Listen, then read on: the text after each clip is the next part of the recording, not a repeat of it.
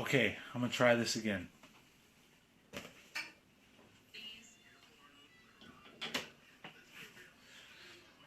I don't know if this is gonna work because every time I try to do Facebook Live now, it slows down. The audio doesn't work. So right out the gate, give me a thumbs up if you can hear me.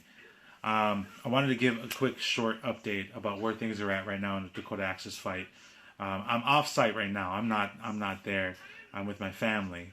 Um, but I know there's a lot of questions, a lot of people that are just curious about where things are at right now. What is the decision? What are people going to do in the camp? They saw an announcement by the chairman, Dave Archambault Jr., asking folks to leave. You know, it's just so much stuff happening that I know a lot of you who have been so passionate and so involved in this fight have sincere questions about things. I don't have all the answers, but I want to do my very best to speak for me. It's well, what's up, Angelo? What's up, cutie Angelo? Follow Angelo, but you know, I'm going to speak for me as an individual and where I stand on things and what my perspective on it, but also expect a more complete and more direct statement from the Indigenous Environmental Network in collaboration, a joint statement between Indigenous Environmental Network, Honor the Earth, and Sacred Stone Camp, and I believe the Youth Council tomorrow, kind of like an official statement. But, you know, I think that first and foremost, like, let's do a quick recap, shall we? Quick recap. Rewind. All right. So, 3 days ago, Army Corps of Engineers announced that it is not going to grant any easement for the remainder of the Obama administration. It's just not going to grant any easement, and actually, it's going to look at ordering a full an environmental impact statement. Two things that we asked for. We asked for not to grant the easement. Boom, got that done. We asked for an environmental impact statement. Boom, got that taken care of. So those are immense. Those are huge. 5 months ago, not possible. And it was you, us, we all made that possible. So that's something to celebrate. But the truth of the matter right now is there's a big blizzard that just got hit the camps. And I, in all honesty, cannot. I'm encouraging my folks that are asking if they want to still go out to the camp to say, "Hey, hold up right now. Let's not go to the camp." I'm gonna be straight out honest with folks, saying, just hold up a little bit, because one, this shit's crazy out there with the blizzard and the snow, and it is crazy, creating a lot of potential danger for folks that don't know how to handle this weather, who don't know how to handle negative 20-degree weather.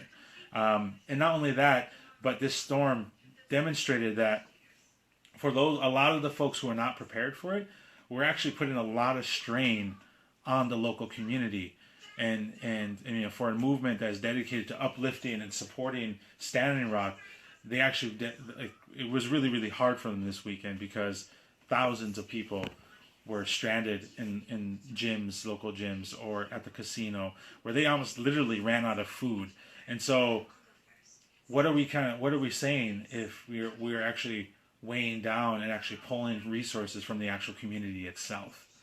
So that's why me personally, I'm telling folks to say, hey, how about let's transition? Let's make a transition in this movement to really listen to what we've been saying for a long time out of the camp, is that the focal point, the focus of this fight is not just there in North Dakota, but it's much bigger than that. That's why we have a booming divestment campaign. That's why we have hashtag defund DAPL, hashtag bank exit. Like, that shit is working. Like the divestment campaign, we have banks and financiers pulling out. We have mega banks overseas who are pulling out. And so, you know, I want to encourage folks to look into, like, how can you support from afar rather than coming straight to the camp. Now, this is not dogging. I'm not dissing. I'm not putting down folks that are there, that are holding it down. I'm not putting down the thousands of people who've come since then, and who are, you know, that have dedicated so many hours to be there with our folks on the ground. Much love. It's crazy. Like, I think none of us could have thought that this would have happened, and we've got this far. And so it's because of you all and coming to the camp and sending supplies and supporting that. we're changing history, and we've made history so far, and we're going to keep making history. So, me personally, I'm interested in saying, how can we take this to a next level? How can we transition this fight? That if it's quieting down on the front lines, if it's going quiet on the Western Front, but the war is not over, that this struggle, I don't like to use militaristic terms, but this fight, this struggle that we're in is not over.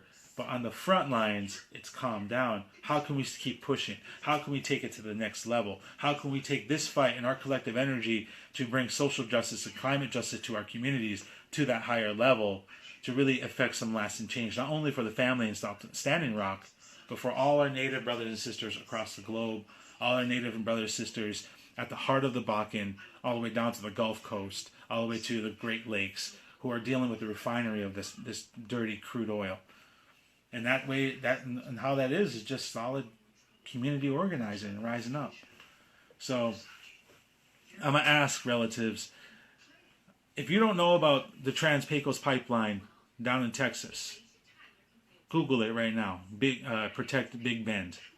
There's a fight against Energy Transfer Partners. The same company that is behind DAPL is doing transgressions and some dirty shit down in Texas right now. Support the folks there. They're actually looking at trying to create a camp so that people could come to that space to help them out. If you don't know about the Sable pipelines in Florida, the Sable pipeline in Florida, SABAL, look into that. Google it right now. They're actually creating a resistance camp there. What happened in Standing Rock has caused a spark. So check out the Sable pipeline fight down in Florida, where people are fighting to protect Everglades and sacred sites and just beautiful land and water from fossil fuel industry. There's the Spectra pipeline that AIM. All I know is as AIM. Something AIM pipeline, which is actually going to go underneath the freaking nuclear power plant. That fight is active and ongoing. Check it out on the East Coast. Bayou Bridge down in Louisiana. That's another pipeline fight that's happening down there. These are just the pipeline fights. We're not talking about the extraction fights. We're not talking about the refinery fights. Those are key moments that if you really are standing up in support of Standing Rock and supporting our struggle to defend the Great Plains and the Missouri River, you should also be standing up for these other communities. And I encourage you to stand up and research and look into it and support our brothers and sisters that are doing these amazing fights. You have Kinder Morgan, you have Line 3 that just got improved in Canada. That's going to be the big one. Kinder Morgan, that up in BC, our relatives in BC, man, ooh, it's going to get crazy up there. So I just want to share these words. It's getting long-winded. I'm sorry for being long-winded. But to recap, we're looking at transitioning, this campaign, this fight. I don't like the word use campaign, but this fight right now against Dakota Access Pipeline is transitioning. It's slowed down. It's going to slow down. It's going to calm down in North Dakota. Right now, we're going to be looking at some key dates. This Friday in a couple of days, Dakota Access is going to court to talk about. They're going to try to ask a judge to fast track and say, hey, we already got the Section 4. We already got a permit to cross the river. This easement they're talking about, this secondary, secondary step to cross the river. We should just dismiss that and just talk about the permit that we already have. This is a key court date. That's on Friday. That's happening. So I have firm belief that they're not going to get it, but it's a key moment. The second key moment is January 1st. January 1st is when the suppliers who are going to supply the oil to go in the pipeline have an opportunity to renegotiate their contract or completely back out. When they first signed the contract to supply oil to this pipeline, the price of the oil was up here and now it's down here. So there's actually a viable chance that some suppliers could back out. That's huge. It's also a reason why we keep pushing on the banks to pull them out.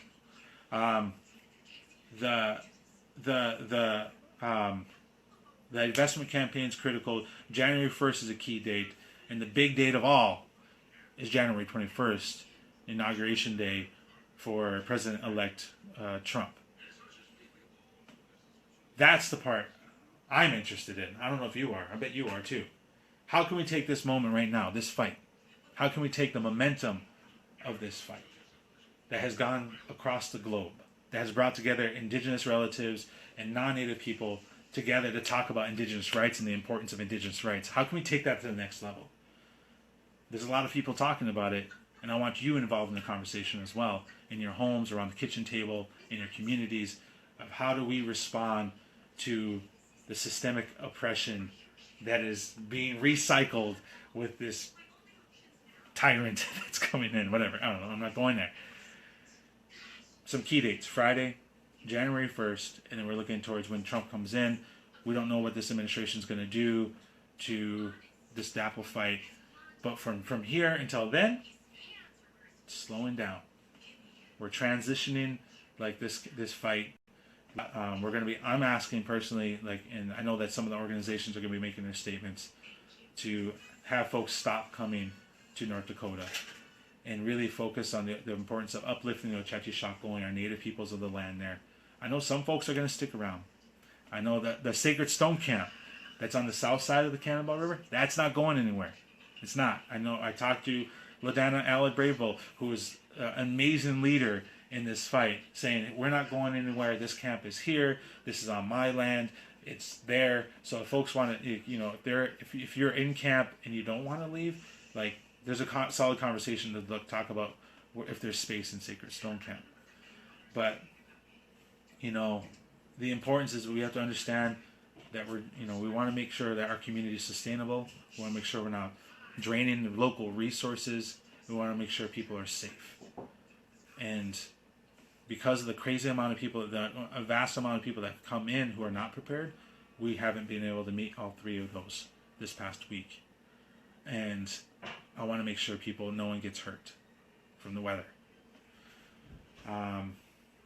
So that's my bit. That's all I want to say. I haven't looked down here yet at the comments because I've been ranting and raving.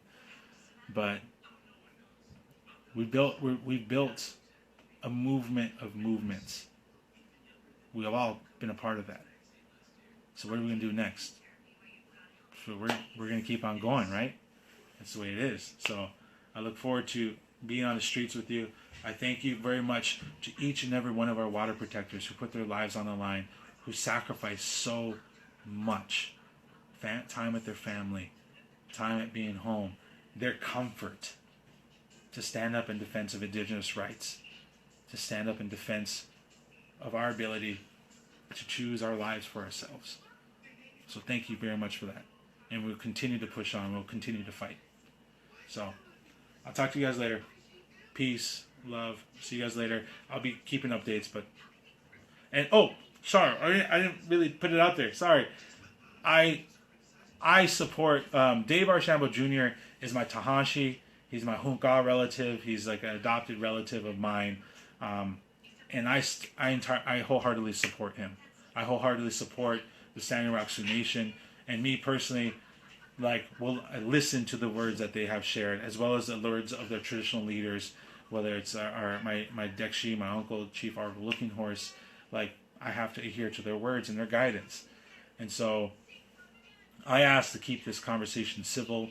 I ask that our relatives to show the due respect to tribal leadership and to our elders on the ground, and show them love. And that's why I love Dave Archambault Jr. Awkward. See you later. Peace.